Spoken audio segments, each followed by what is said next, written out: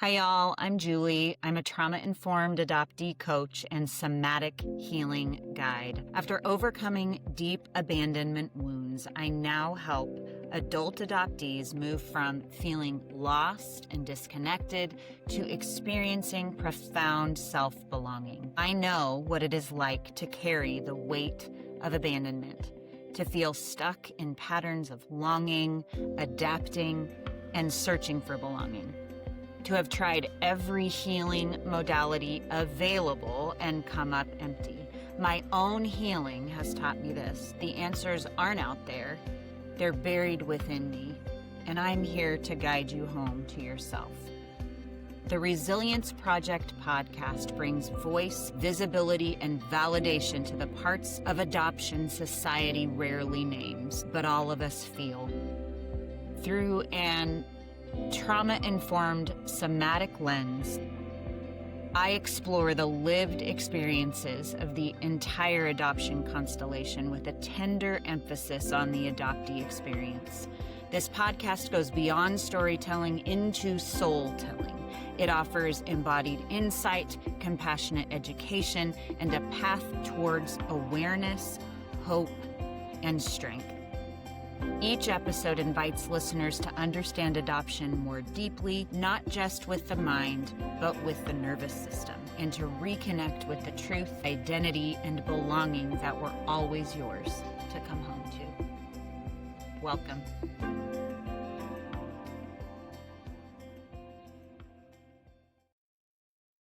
Welcome back, everybody, to the podcast. I am so unbelievably excited for today. You may have noticed if you're watching on video that there's quite a few people showing up for this one. And I just wanted to say, we're going to introduce them all in just a minute, but this is the crew from the retreat that Liz and I did just a couple of weeks ago. Now, this is going to be released in a few weeks, but we are having a bit of a reunion right now and are really excited to be together. So what if belonging wasn't something that you had to earn from a birth family, an adoptive family, a community, but something your own body could slowly, quietly build from the inside out? That question sat at the center of a very special weekend in Moscow, Idaho, that I was just talking about. But before I tell you about the retreat, I want to tell you how it actually started. Because it started with a client of mine, Mike, who's on this call. He came to me and said that he wanted to bring Dr. Liz's new digital version of her show, Unmothered, to a town near him. He desired something for adoptees that went deeper than what existed. And what he didn't know was that my dear colleague and friend, I call her my sister from another mister, Dr. Liz DeBetta, and I had already been dreaming up exactly that. His ask became the nudge that turned a dream into a room full of people ready to heal. On May 23rd and 24th of this year, that room came to life. Unmothered, a revolution in adoptee healing, a somatic and narrative retreat anchored in Dr. Liz's film and her Migrating Toward Wholeness framework and my 7-phase belonging blueprint brought together a small group of adoptees who were ready to go there.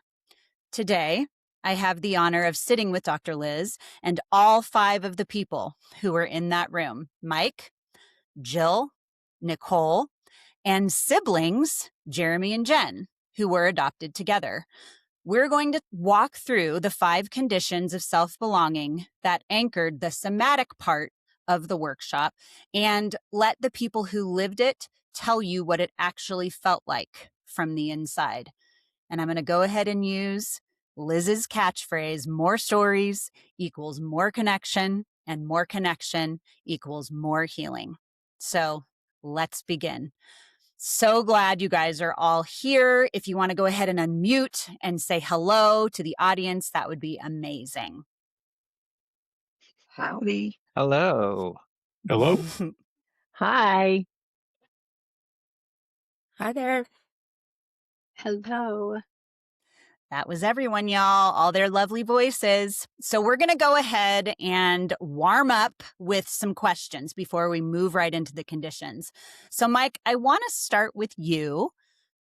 I know you were the spark for this in a lot of ways. What made you reach out and ask for something like this? And what did you expect when you walked in that Saturday?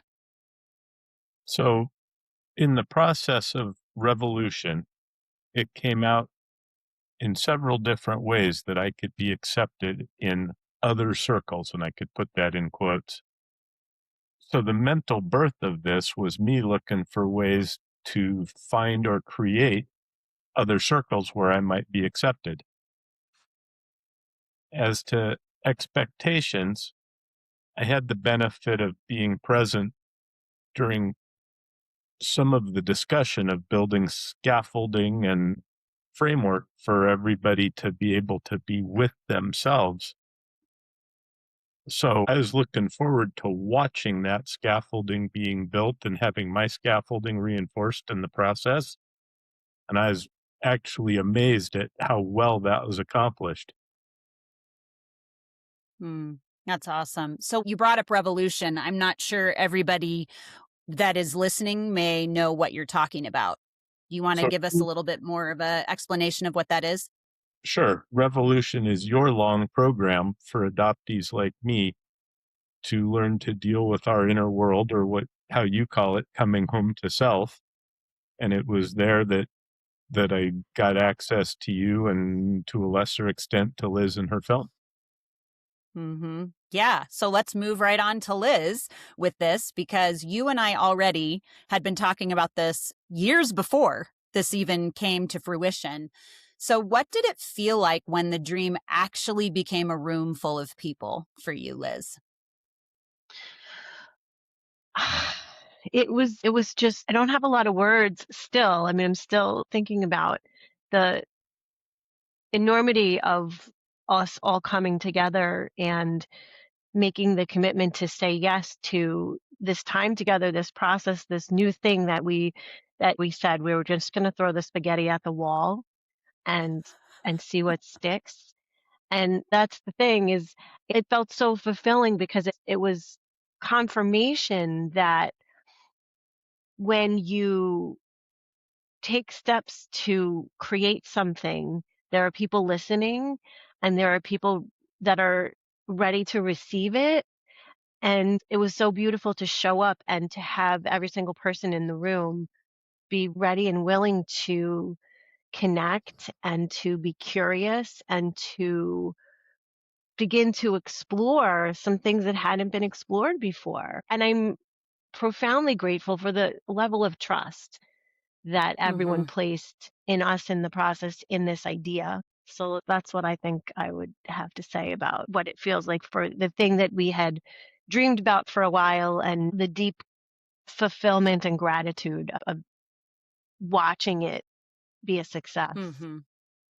Yeah, I totally can agree with that. The word that I have used a bunch is sacred. It really felt sacred and something that I will cherish for a very long time. And myself still trying to find words for, Liz. So and I think all of us are. So just grateful to be able to be together and pull all of this together as a group. That's something really, really special. So Jeremy and Jen, I want to ask you guys something. You walked in as siblings who share an adoption story. No one else in the room shared that story. Was there something different about arriving together versus arriving alone for you that you noticed? So I'll go first. I'm sure Jen's answer is different than mine. I think that showing up with somebody who I grew up with, we always knew we were adopted. We aren't biologically linked, but we went through our childhoods together with this known similarity, right? Um, Mm-hmm. and so, in order to be able to walk into a room for the first time I've ever been in a room entirely of other adoptees with the one that I'd been with since I was picked up. It was kind of special. And it was also neat because I think I learned things about myself that I wouldn't have if she hadn't come with me. Because context, I mean, it means a lot, right? And her perspective, the things that she shared, and just the conversations that we've had since then. I've learned so much just by having that access and that experience with her. Wow. What a beautiful thing. I love that. Thank you for sharing, Jeremy. How about you, Jen? For me, it was, I had no idea what I was walking into.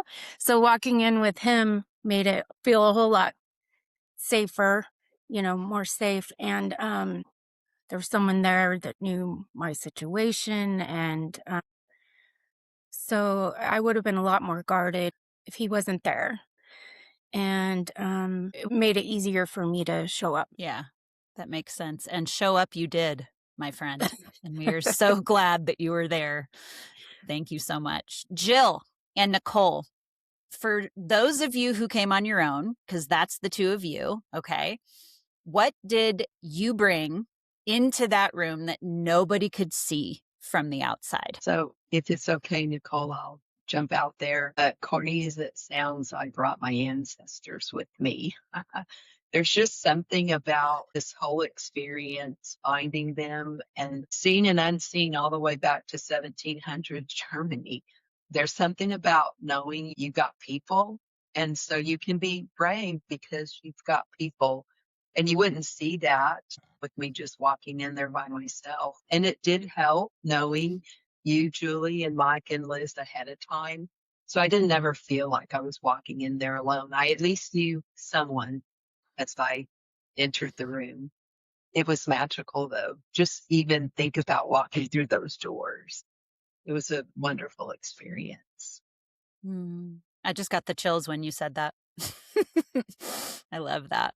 Thank you for sharing, Jill. How about you, Nicole? Yeah, for me, I would say that I came in carrying a lot of grief. I was in the deepest part of my search. And I think when I initially had registered for the retreat, I was really looking for connections and looking for more than just acquaintances. And yeah, I think it was a couple weeks before. I was really heavy in grief. And I think there was a little bit of fear even. And I grew up with the belief your attitude's contagious. And so I kind of was worried, what if I don't show up in the right way? But I think there's no right way to show up. And what I got from the experience was so beautiful. And I just found that I was able to I guess I would say that I walked away with more hope,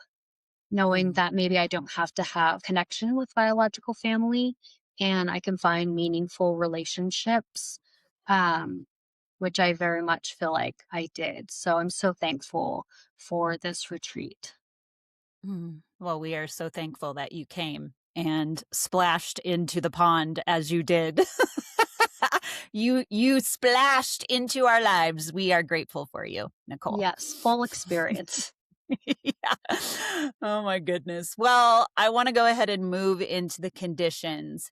And the first one is curiosity. I've already done an episode on this, and it is the first one. Like I said, it's not an analysis, it's not fixing, it's just the ability to notice what's present in the body without needing to change it. And after we all watched Liz's film, I guided you guys through a body-based practice. Where did the film land in you? Not what did you think, but where did you feel it? And I think what you all began to recognize is this curiosity begins to interrupt judgment, and it opens the door to more self-awareness. So with that, Mike, I'd love to start with you. When we did that first somatic check-in after the film, what were you noticing? Was there a part of your body that held the film before your mind even was able to start processing it? I think for me, this time through, it was held in my chest, even heart space. And honestly, I think it was held with expansiveness and curiosity. And that was different than the last time I saw it. Not only was it curiosity for me, but it was curiosity to see what else was going to happen in the room as what we were doing played out. And again, I think that is a real testament to the work that you have taught me how to do, to be able to hold that with curiosity for myself and somebody else, where 2 years ago, I think if I'd have seen Liz's film Cold, it'd have shut me down and I'd have ran away screaming. Yeah. Liz's film is something for sure. And we are very, very grateful that it was our anchor. So thanks for sharing, Mike. Nicole, I'm curious, for adoptees who have spent years in hypervigilance, being asked to slow down and just notice without changing anything can feel almost impossible. What was that like for you? For me, I found it to be extremely difficult. I think slowness is not something that is easy to sit with. I am someone that has to keep moving fast. So I really have had to practice how to slow down and take advantage of rest. Slow down, rest. What else? I think the not having an answer is really hard to sit with.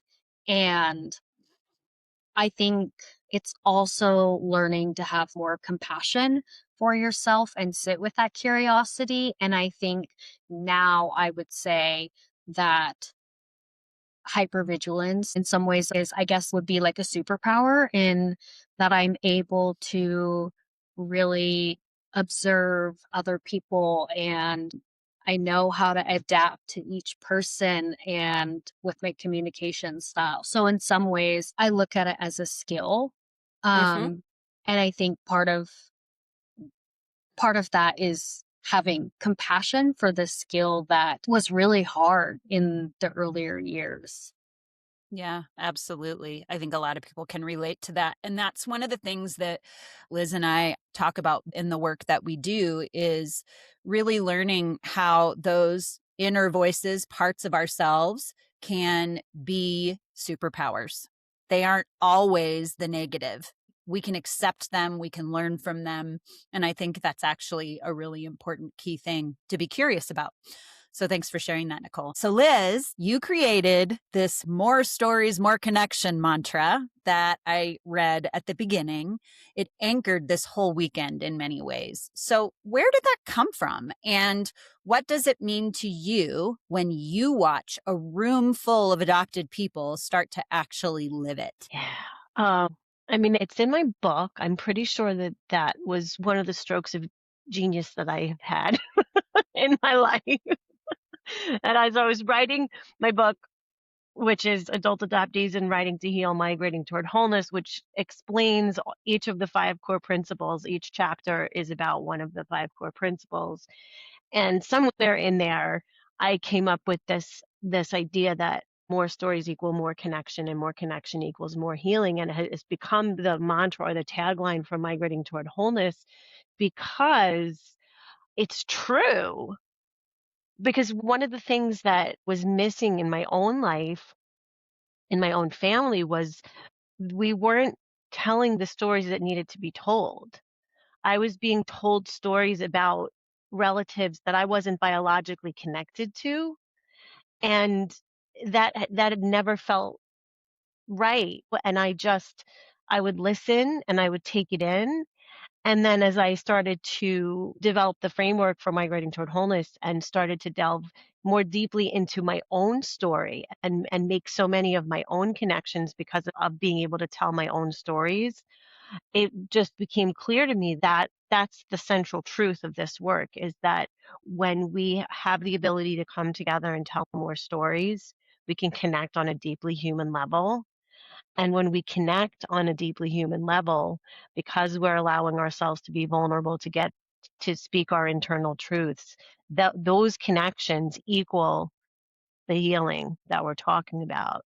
Because healing doesn't happen in isolation, and healing doesn't happen when we maintain silence, right? And that's why one of the 5 core principles is breaking silence. And that's why when we came together, that was the beautifully incredible thing to witness everybody breaking silences, some for the first time, and making connections about parts of themselves and their experiences that hadn't been made before because of being in a container together, right? Being in that space together with the shared internal experience, even though our identities are all different and we come from different geographical locations and we're different ages and everything else, the way that the experience of adoption has shaped our internal map is really, really similar. And so to watch everyone come together and really lean into the stories and let the stories do the connecting was really, really special. Yeah, it really was. Thank you so much for sharing that, Liz. So let's move into clarity, which this isn't about having it all figured out. A lot of people think it is, but it isn't. It's actually about recognizing what your body, emotions, and story are trying to show you without needing to complete a resolution. You don't need resolution for this. We did a writing exercise where people completed one of three phrases or all of these, where we talked about a part of me learned, ... A part of me still believes, ... What I actually needed was ... These were the things that we were exploring and trying to get more clarity on, if you will. So Jill, I'm curious, without having to share what you wrote, can you describe what it felt like when the words started pouring out of you onto paper? Was there a phrase that maybe surprised you? So I have always written better than I speak.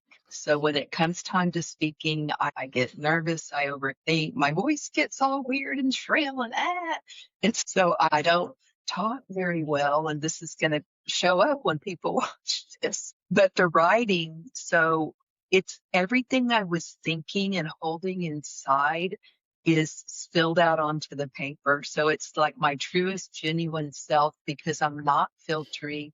No one else hears me right? So I'm just going at it and it just spills out onto the page. And it's where I'm my most genuine self. And I don't know that I was really so much surprised. It just more comforted me that something inside of me just finally settled.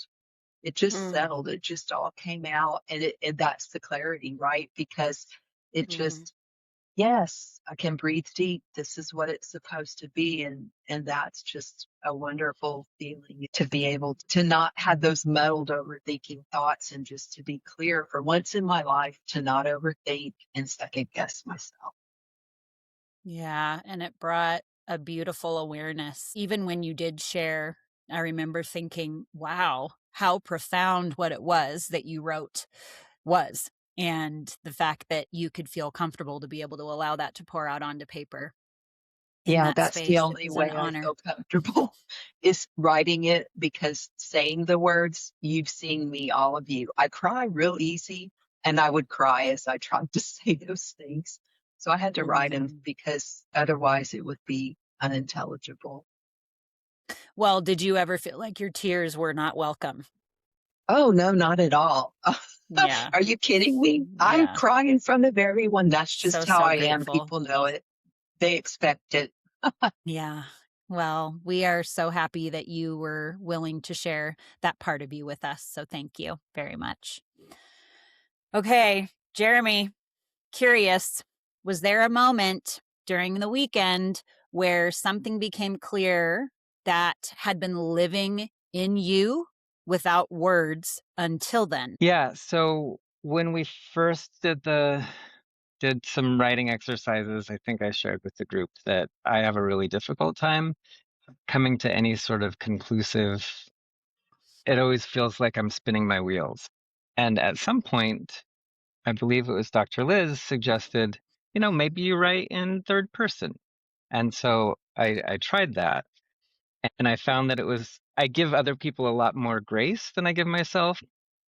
And it's a lot easier for me to talk about someone else and to be generous with them and to not feel like it's going to come back.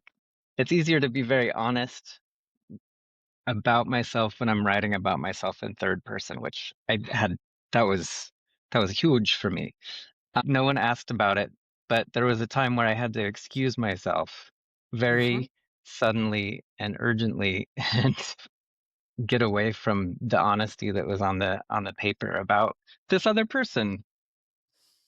That was really very revealing to me about myself. So Well, thank you so much for going there. And I'm sure Liz, who I'm going to ask this question next of, feels very honored that that suggestion was something that really helped you have somewhat of a breakthrough, Jeremy. So thank you for sharing that. In the workbook, Liz, you write about the language that lives in your body.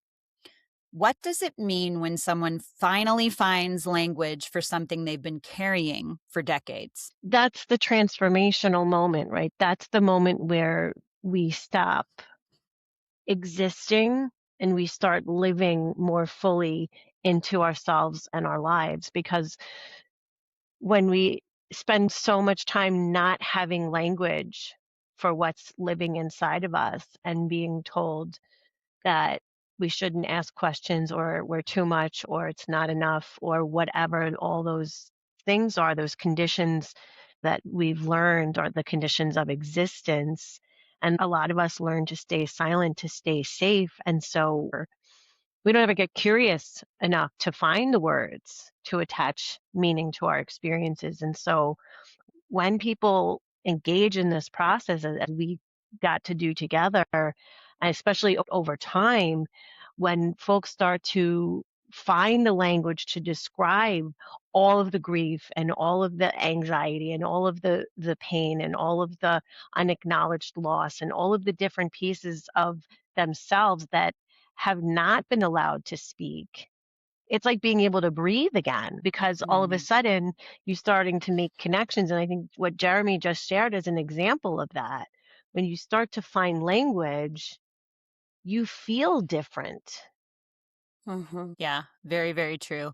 I think one of the things that I may have mentioned at the retreat, I cannot remember, but finding language is so important because it connects our head to our body. Our neck connects that, right? The throat, that chakra, that energy center is so very important. And the reason why I think so many of us adopted people feel stuck is because we don't have the language. And so once we are able to release that and communicate it, if it's something as simple as writing in third person, or maybe it's not writing, maybe it's voice memoing to yourself and allowing yourself to hear your voice. These things are what help us to break the silence that has been held there for so long. So I think that's huge. Yeah, go ahead. The other thing that's important about this is that, and I said this during the retreat, is that when we start to find language, we're beginning a dialogue with ourselves that becomes an ongoing dialogue that then helps us to have better dialogue with other people in our lives. But it has to start first by dialoguing with ourselves. And so that's where that third person writing tip is really useful, because it allows us to talk to the parts of ourselves that we may not have paid attention to ever before. And it allows us to open a door and to start to see that other person and have empathy for them and be curious about what's still there that needs tending to.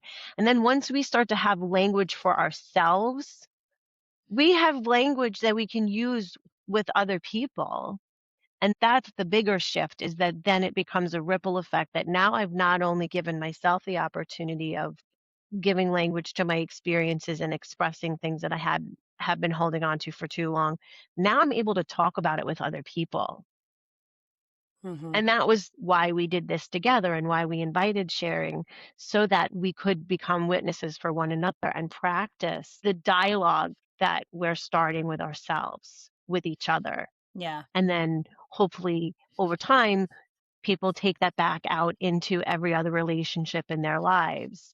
And it creates, again, if that's the more stories equal more connection, and more connection equals more healing. Because if I know what my stories mean and I can articulate them, it is much easier for me to have a deeply connected conversation with someone, to say, this is why I am this way, or this is why I react this way when X, Y, and Z happens.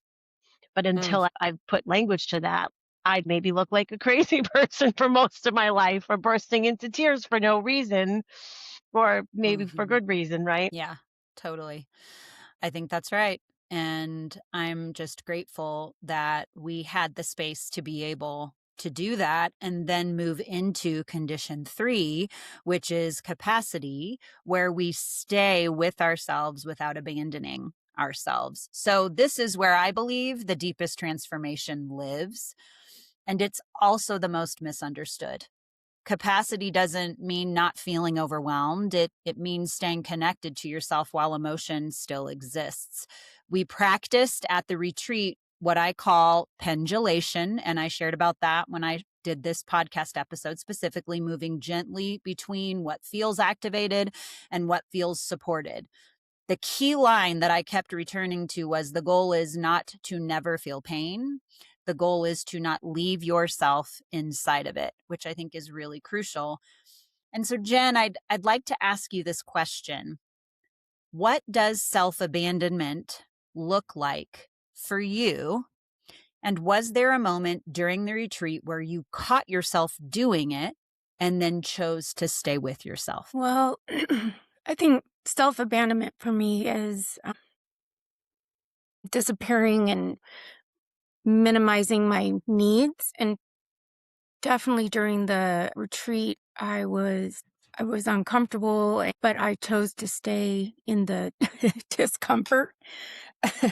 And it was really hard for me. I mean, the whole reason I went to the retreat is Jeremy and I were talking, and I was telling him I go to a therapist, but I never talk about myself. I only talk about my kids. And he always asks me what I'm doing for myself, and I never have an answer. So anyway, just the whole retreat made me stay and think about my feelings and not abandon them.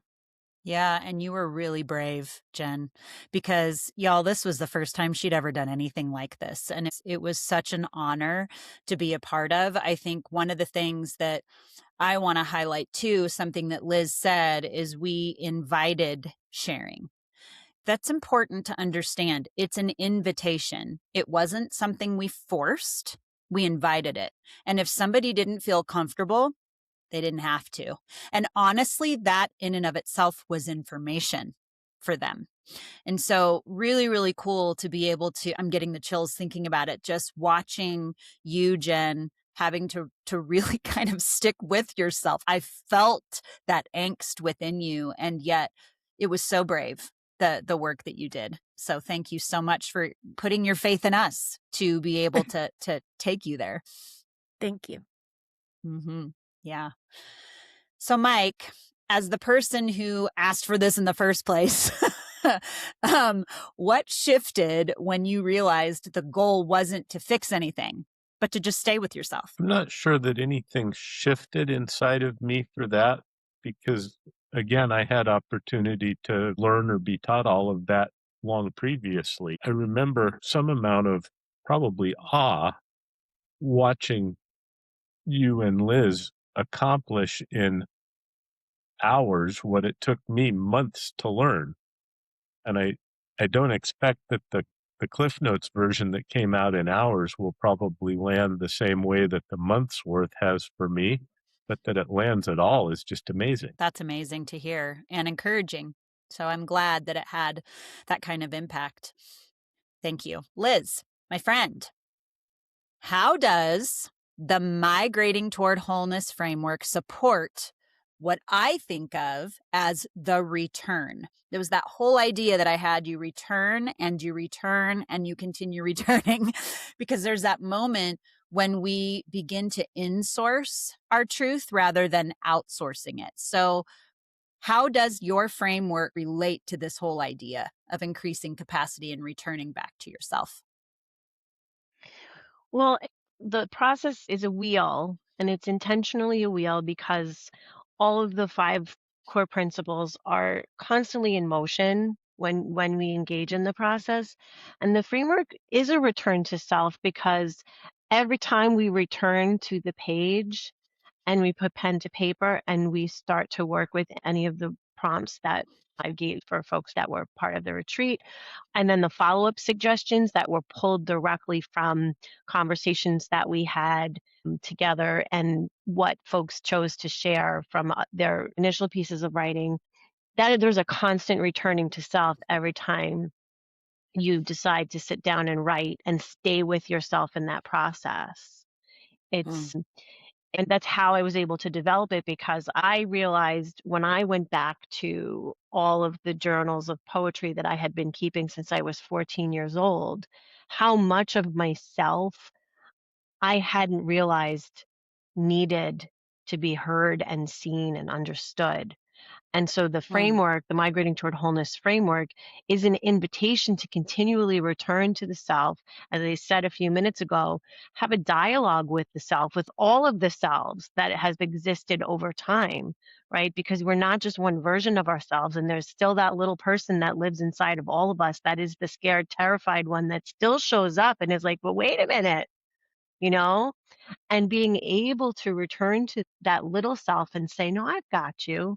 That's how the framework is supports the return and the insourcing, because it also becomes a habit, right? One of the connected 7 parts of trauma healing that we address in the framework and the process is habitual healing. And it's connected to also capacity, right? So the capacity to sit with what difficult emotions might be arising in what's coming up in our writing and stay with that and continue to write through it, and gives us a tool that we can then use to regulate. In fact, I was just having a conversation with one of my one-on-one clients this morning about exactly the same thing, that the return to the writing when you feel activated is a regulation tool.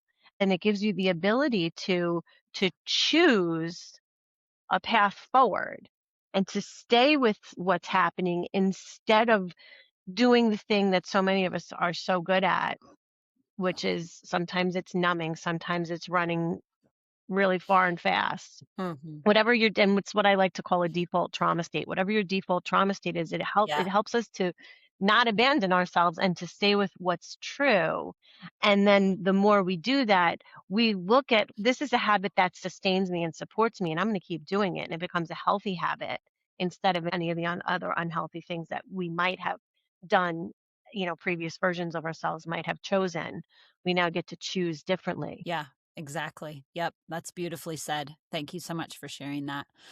So as we begin to increase our capacity, it begins to increase our ability to connect with ourselves and with others. But belonging starts inside with us. So connection is the condition that we long for the most, I think, as adopted people, but we also fear it the most. We shapeshift for it. We perform for it. What our weekend offered, I think, was something different. It was this experience to begin to connect internally and then learn how to extend it externally, outward. The co-regulation practices that we did at the retreat, the synchronized breathing, the grounding in pairs, they were gentle on purpose. It was to learn what it felt like to mirror your own breathing or another person's breathing. It was really, really beautiful to watch. So, Jeremy and Jen, I want to start with you. How did that experience of being witnessed by a room full of adoptees and each other when you did the exercises, people who actually understood, feel different from anything else in your lives? It felt, it's like we are already connected and we didn't need a translation.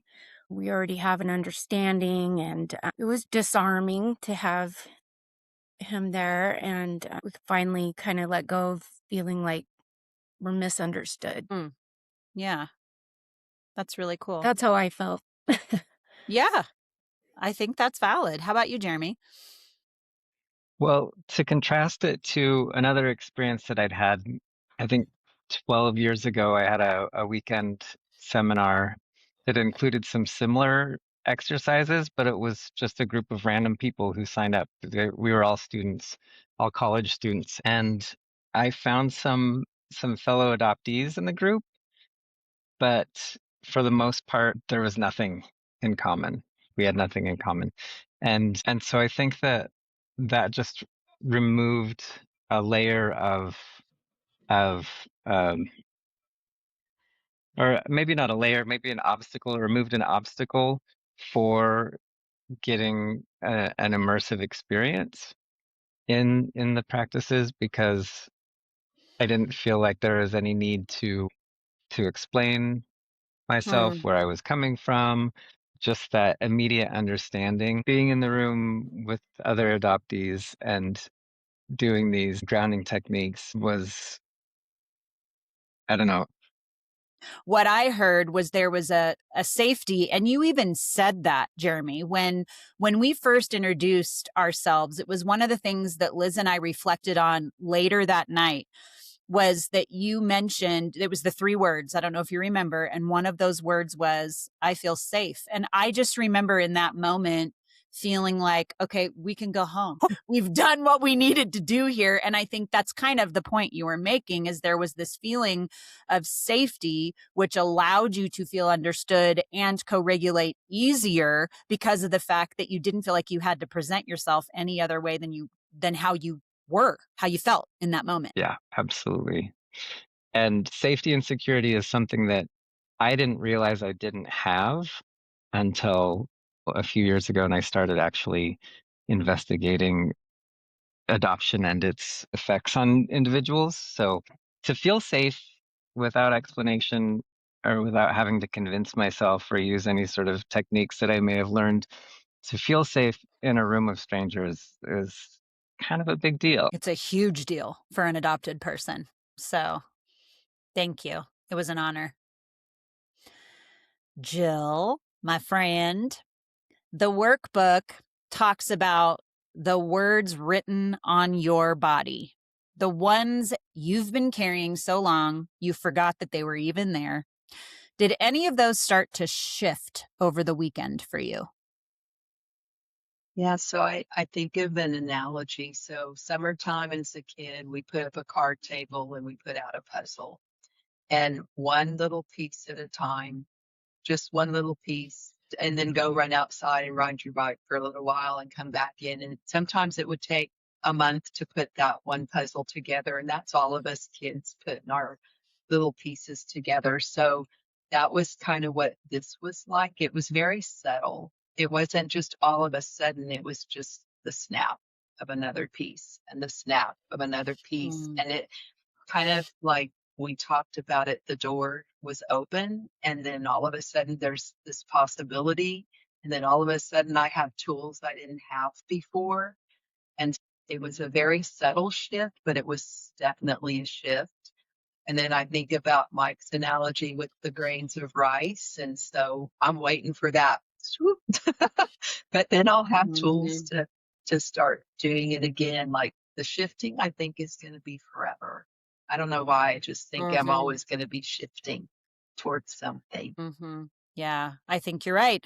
And I think, just to give a picture to everybody, if you are watching on video or not, I'll try and describe it. But the incremental shifts that Jill is talking about, one of the things that I had shown people was like, let's pretend you have a scale and one side is heavy with rice and the other side doesn't have any rice on it.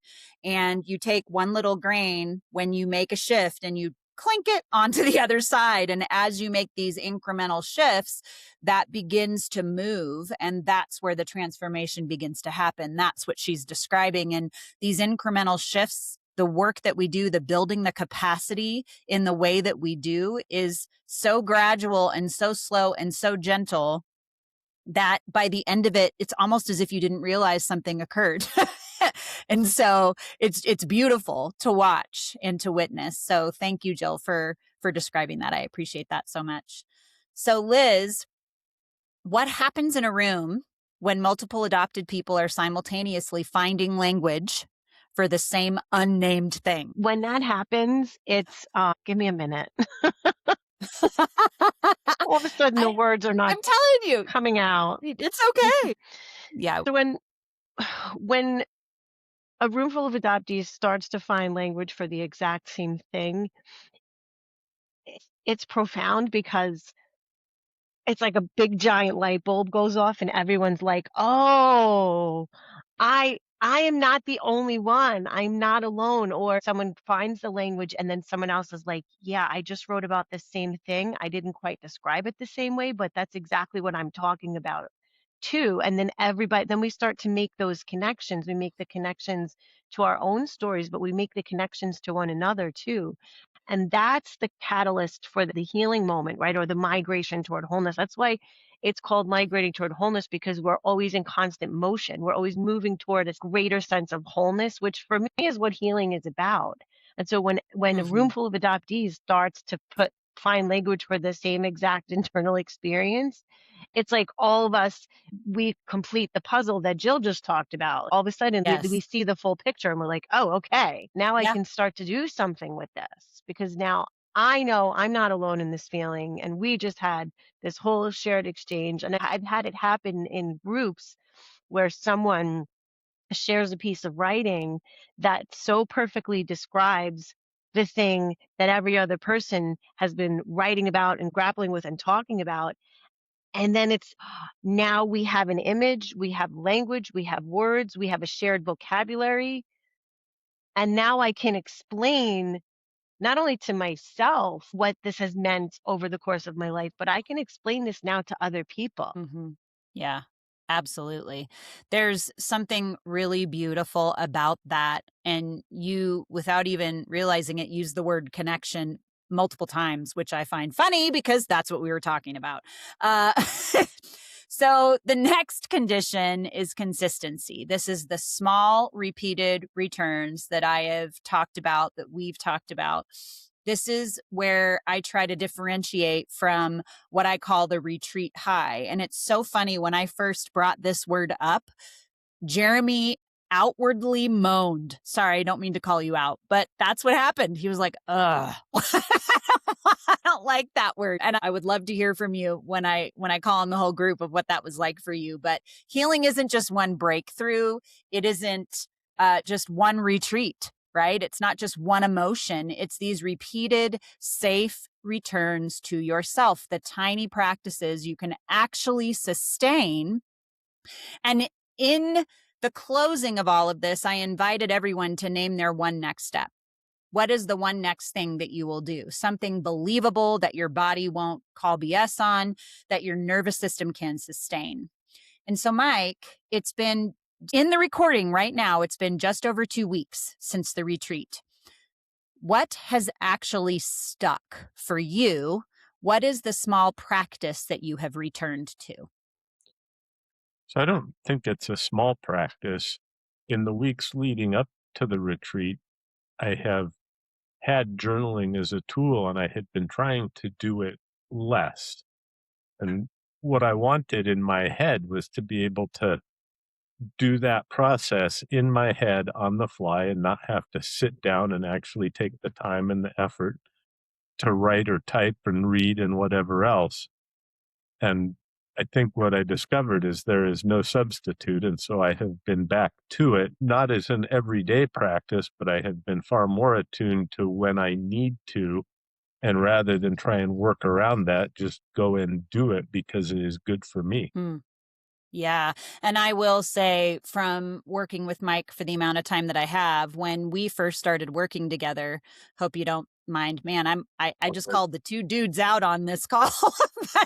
but when we first started working together, Mike didn't want to have anything to do with journaling. As a matter of fact, it had a huge aversion to it. And so hearing him speak about how journaling has been such an impact for him is really, really cool for both Liz and I to hear that that is something that has become really a consistent practice for you. So that's really cool. Thanks, Mike. Okay, Nicole, my friend, the workbook that Liz gave us offers a daily practice called the 5-minute return. Have you used it? And what has coming back to yourself look like in your ordinary life? So I would say that there's so many tools that we were given within this retreat. So full honesty here, I have not used the that particular tool. But I will say that I don't think there's anything wrong with that. I think right now it's a tool that I have in my back pocket that I can come back to. And I think for me, it's identifying what I need within this particular moment. So I think within the last couple weeks, it's maybe not been something that I have used right now, but I think I will definitely like come back to it. For me, I think it's been a lot more about connecting with others, and I journal constantly. I love writing,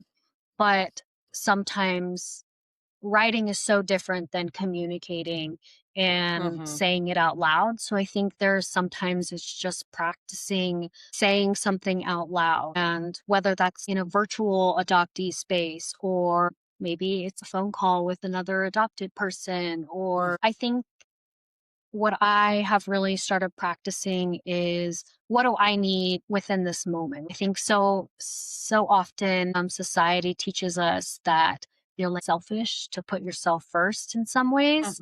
And I think the best thing that we can do is put ourselves first in order to be able to show up for others as well. So I guess that's what I'll stick with. Yeah. Yeah. So that's what you've brought back to your coming home to self practice, is being able to connect to other people. And that could be popping in and sending me a voice memo here and there, which you've definitely done. And I've enjoyed that very much. I'm grateful for that. So this is for the whole group, and I will probably just call on you each. But what's one thing you're no longer available for, meaning you no longer are allowing in your life? Who wants to go first? Jill, what are you no longer available for? I am no longer going to be the one chasing.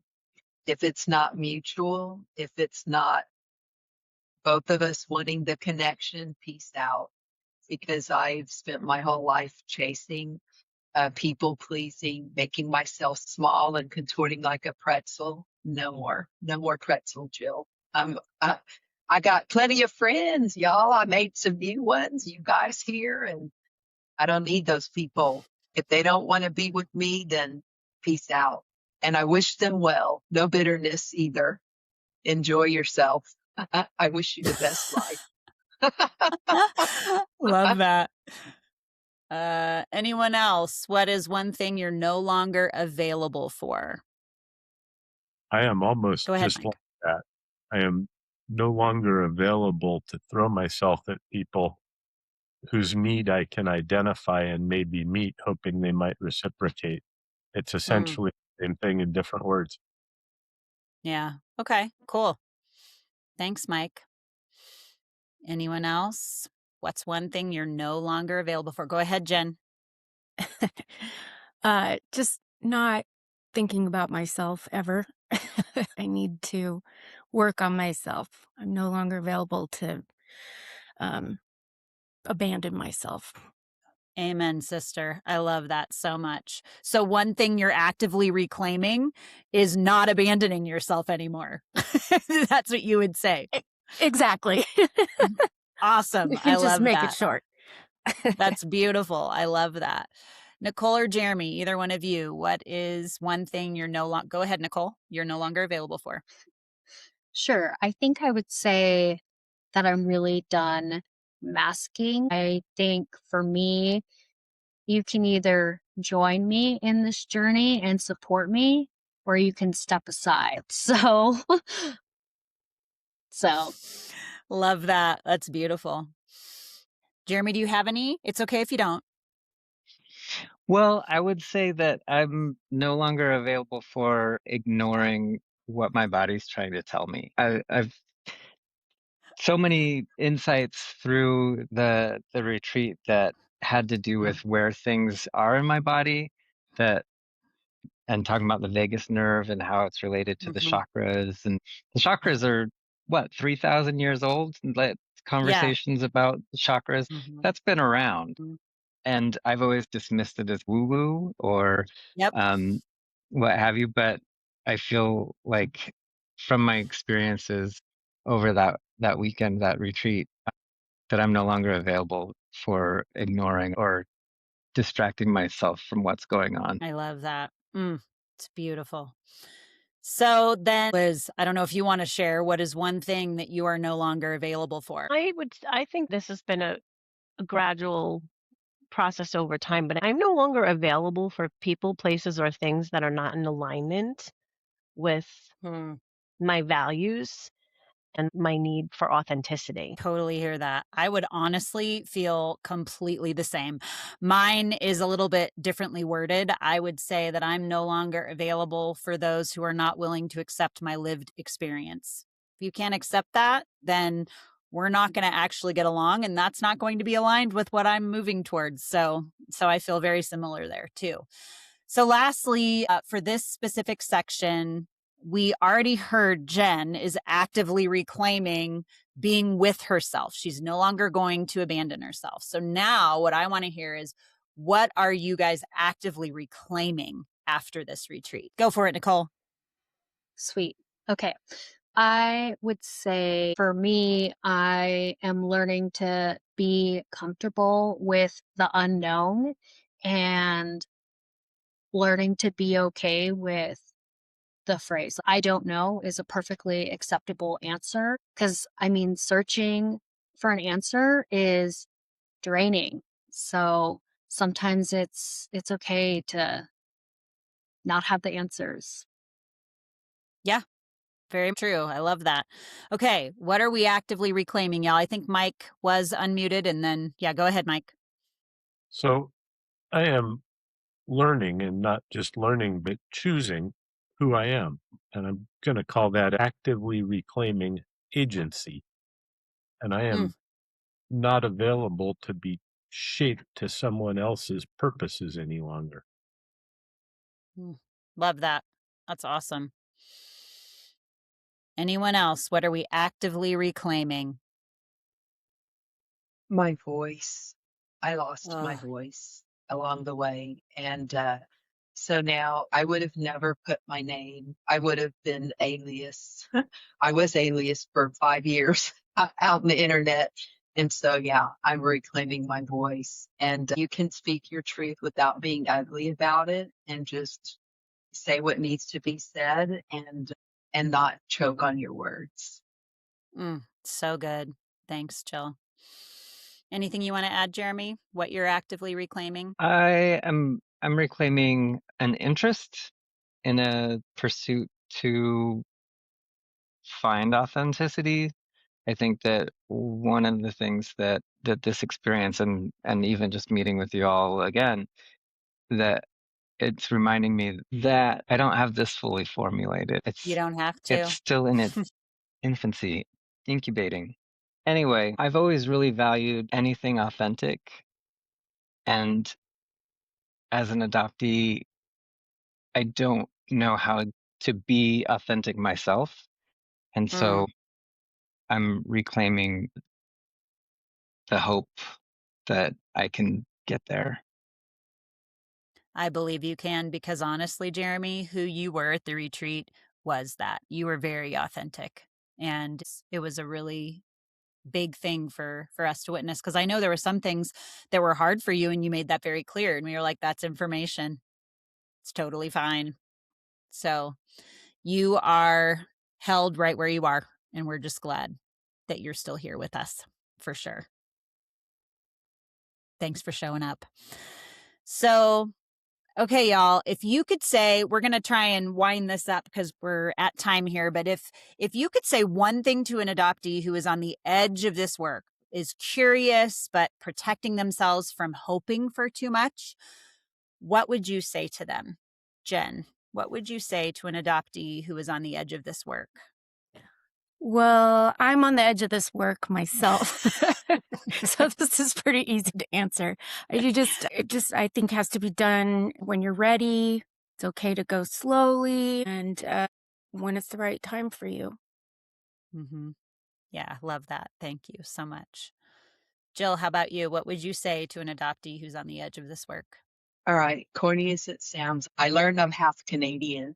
So I'm going with the Wayne Gretzky quote: "You miss 100% of the shots you don't take." and you've already survived the worst thing that could happen to you in relinquishment and being torn away from your mother. So take the shot. You will get through it. No matter the outcome, it may not be what you expect. It may be better than you expect, but you can do anything. And you, as my friend Willow said, keep going, Julie. That way, you know you've done all you can do and you won't have any regrets. Beautifully said. Love that. How about you, Mike? What would you say to an adoptee on the edge of this work? I think what I run into when I talk to people on the edge now is the fear of the pain and the vulnerability involved in this. And the pain is real and the vulnerability is hard. And what comes on the other side of it is more than well worth it. And even talking to you and Liz, I felt like I was less than for having to be taught how to do this. And y'all explained that in the process of learning, you got taught as well. And I think that's the proof that we can all get to the other side of it and learn to be ourselves. And it's well worth it. Take the risk. Thanks, Mike. Jeremy, you're unmuted. How about you? What would you say? I would say be kind to yourself, and that no matter where you're at in the process, you will find others who can relate to you where you are. Yeah, very, very true. Thanks, Jeremy. How about you, Nicole? What would you say to an adoptee on the edge? I would say that you don't have to have all the right language. There is no right language. And if anything, I believe that each of us have our own lived experience, and we all trust each other for that experience. And yeah, I think all emotions are welcome too, because I think that's the hardest part is you feel like you have to be composed. But to be in a space where it's welcome is so healing. Yeah, that's so true. So I'm going to put you all on alert. We're going to do what we did at the end.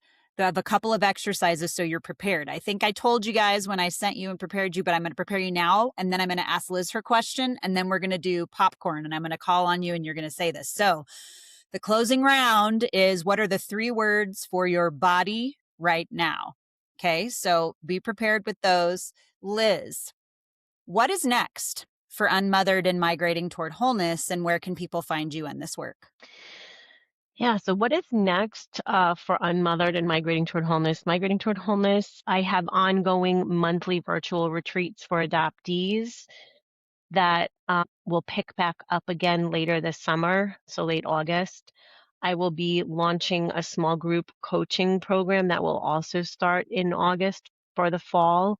And there'll be 2 cohorts, one in the fall and one in the spring. Then I am always interested in talking with folks about working together one-on-one. Lots of folks find it really beneficial to have the one-on-one relationship before they enter into any of the other group activities. And then sometimes it works the other way. Sometimes folks will start with the retreats or the group coaching and then decide, oh, I want to go deeper and we want to do one-on-one. So those things are always available in the ecosystem. There's also always a monthly free drop-in circle that anyone in the adoption constellation is welcome to join. And for Unmothered, I am in some conversations with an organization, and I might be performing live in November in LA. So stay tuned for the official announcement about that, but it looks pretty good that will be happening. So that's pretty cool. But people can watch the film anytime on my website, and that's where people can find me on my website, lizdebetta.com. Yeah. And I'll definitely put that in the show notes. And y'all, Liz and I are definitely doing this retreat again. Yes. Okay. We just needed to take a little bit of a break, but it is going to happen. So you can't really mark your calendar yet because we haven't really solidified the date, but it's happening, just so you know. So that's going to be really cool. Okay. Closing round. 3 words for your body right now. Jill, go. Relax, believe, peace. Love it. Nicole. Content, hope, and fulfilled. Oh, love it. Jen, how about you? Healing, open, and present. Oh, that's beautiful. Love that. Thank you, Jen. How about you, Mike? Grateful, hopeful, and content. Two contents. Love that. How about you, Jeremy?